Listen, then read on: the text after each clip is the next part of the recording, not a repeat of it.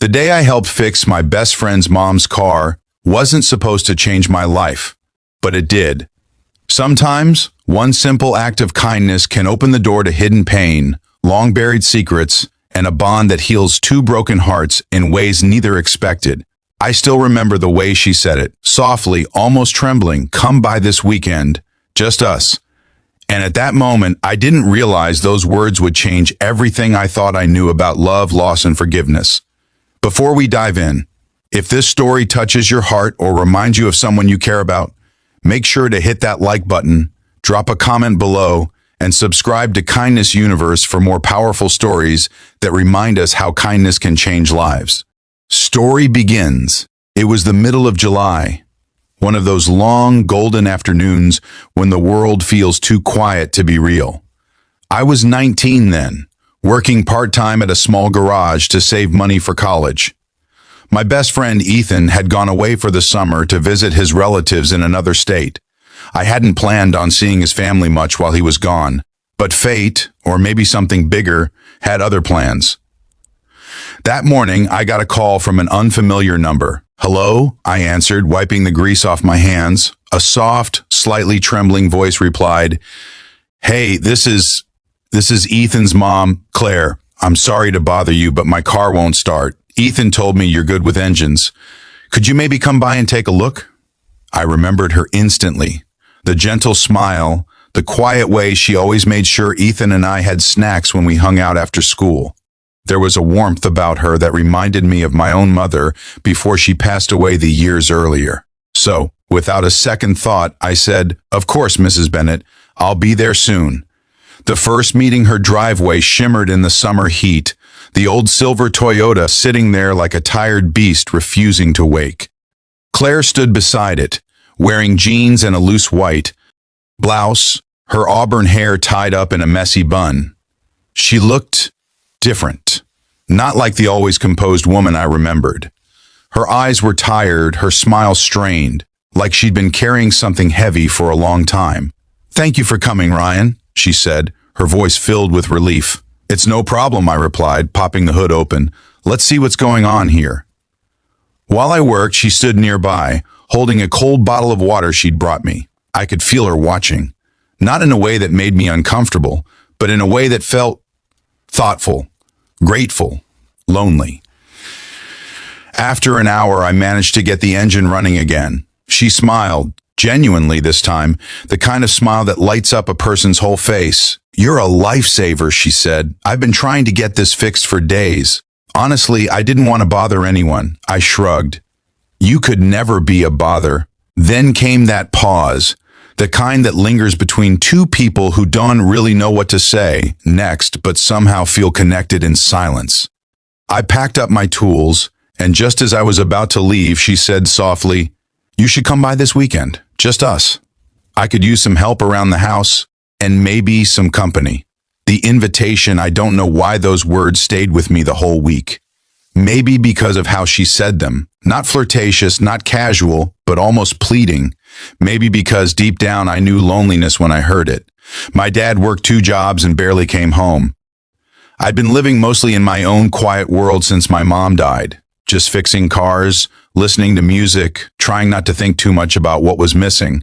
So when Saturday came, I found myself standing in front of Claire's house again, a mix of curiosity and nervousness running through me. She greeted me with that same soft smile, wearing a light blue sundress. "I wasn't sure you'd come," she said. "I said I would," I replied. Inside, the house felt different without Ethan's noise and laughter. There was a stillness in the air, the kind that makes you realize how empty a home can feel when someone's gone. We spent the morning fixing a loose cabinet door, replacing a light bulb, cleaning out the garage. Simple things. But the quiet moments in between felt heavier. At one point, she sat on the porch steps, watching the sky. "It's strange," she said. "You spend your whole life taking care of people, and one day, they're all grown, living their own lives, and you're just here." I didn't know what to say, but I understood. My mom used to say something similar before she got sick, about how the hardest part of love isn't giving it, but learning how to live when there's no one left to give it to. The confession that evening, as the sun dipped low and painted everything in gold, We sat in the living room drinking iced tea. A photo of Ethan and his father sat on the table.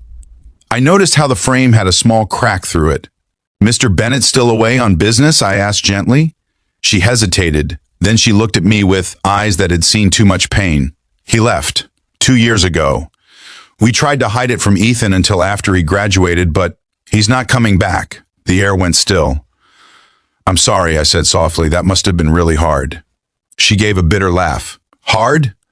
No, hard is losing faith in yourself because someone you love decided you weren't enough. Hard is pretending to be strong every single day so your child doesn't see you breaking inside." Her voice cracked on that last word. And in that moment, I didn't see Ethan's mom. I saw a woman who had given everything, love, years, hope, only to be left standing alone. I wanted to say something comforting, but the truth was, I didn't have the right words. So I just said, "You are enough, Mrs. Bennett. You always have been." She looked at me then, really looked, and her eyes filled with tears. "Thank you," she whispered. A new connection over the next few weekends. I found myself coming by more often, fixing things, sharing coffee, helping her repaint the porch. Sometimes we didn't talk at all. Sometimes we talked for hours. About Ethan, about her past, about my mom. One afternoon, she handed me an old photo album. "Ethan told me you used to take care of your mom when she was sick," she said softly. "That must have been hard for you." I nodded. It was. But it taught me something.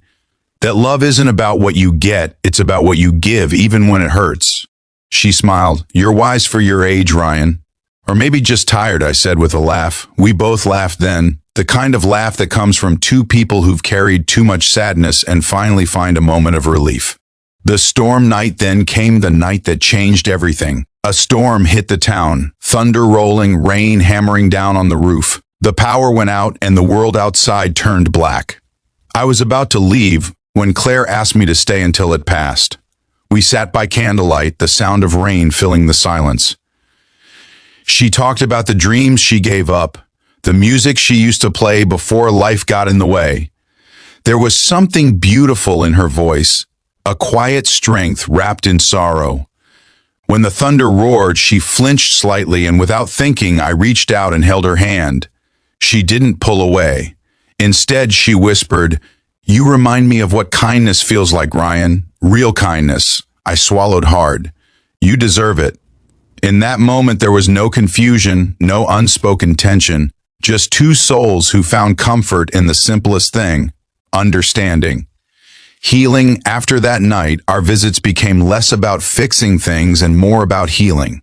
She started painting again, small watercolors of sunsets and rain. I started smiling again for the first time in years. One Sunday, she showed me a painting she'd done of the two of us sitting on the porch steps.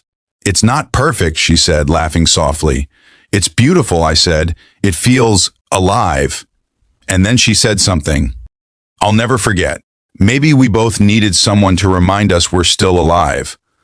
A heartfelt goodbye, but life, as it always does, moves forward. Ethan came back home a few weeks later, full of stories and excitement.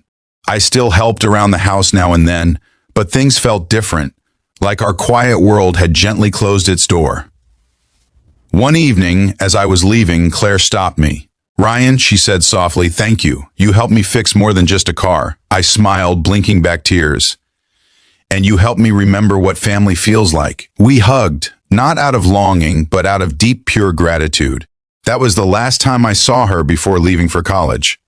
If this story touched your heart, please don't forget to like, comment, and subscribe to Kindness Universe. Every small act of engagement helps these stories reach someone who might need them right now.